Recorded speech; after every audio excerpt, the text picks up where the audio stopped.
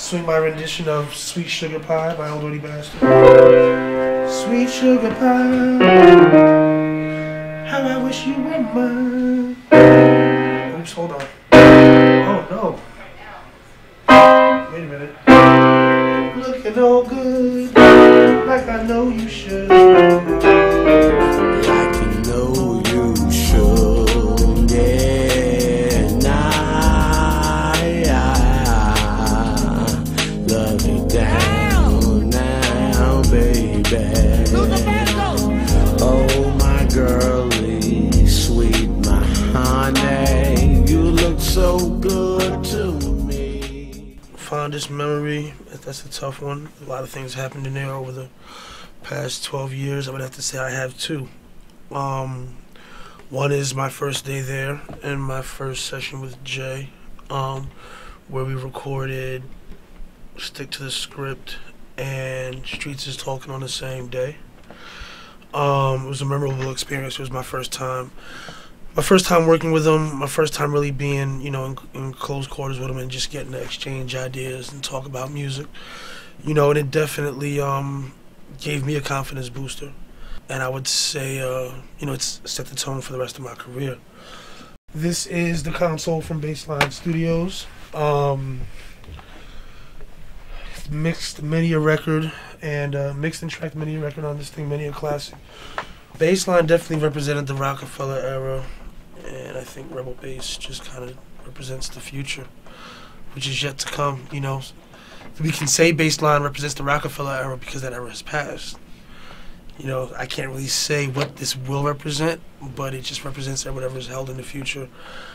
The second, and probably parallel to that, is the day I shut it down. It was a great weight lifted off of my shoulders because I felt like, I could get back to being creative again and not have to worry so much about the business aspect of it, Tell me that I know you love me. The move to Stadium Red came about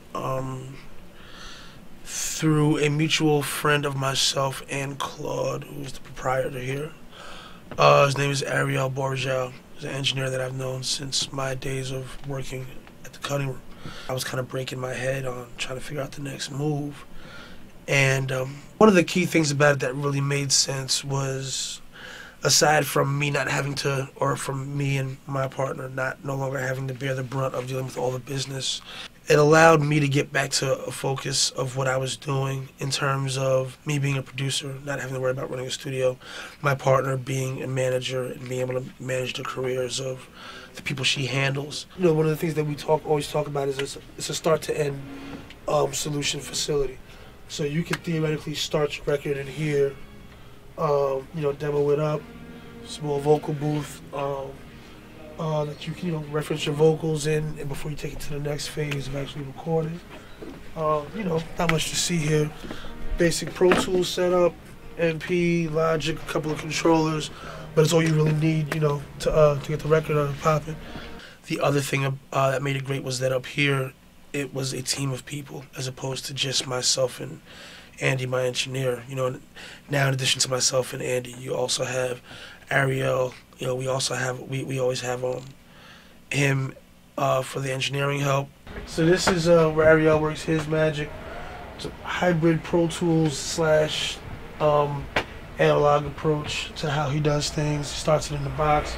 He's also got Dangerous Summing unit. Dangerous.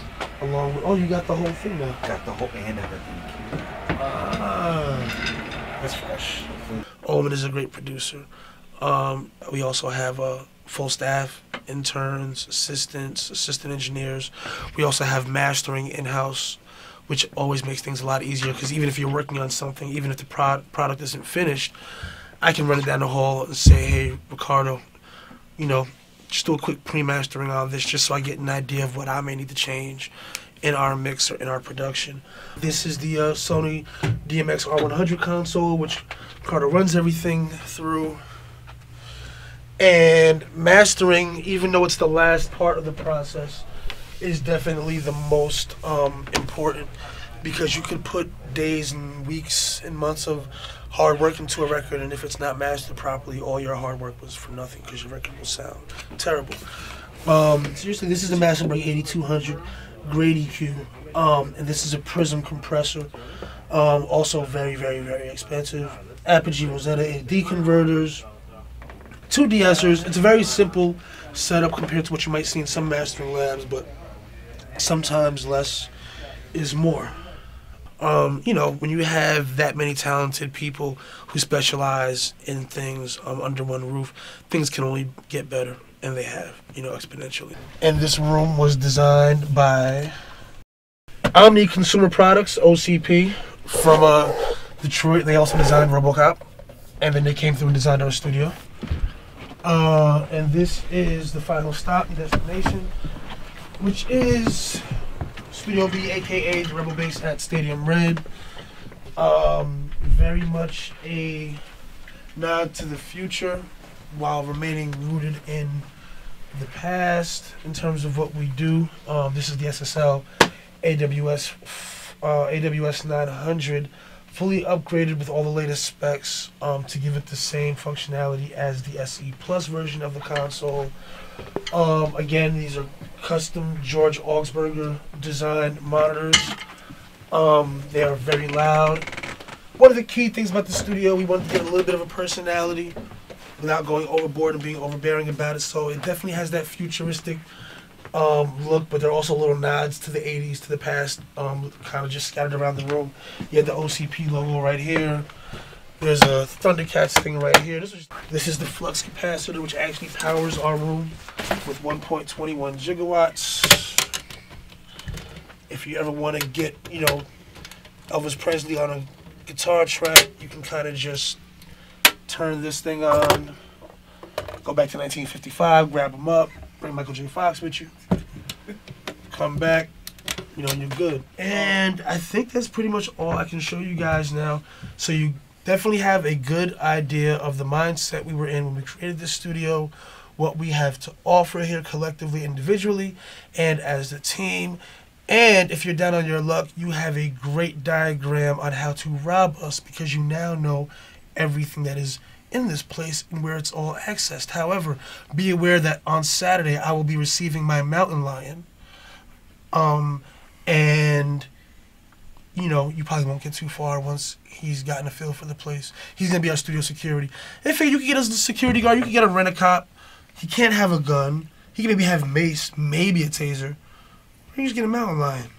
Who's gonna mess around when you got a mountain lion? Jay, the Jackson. And I just can't get it all.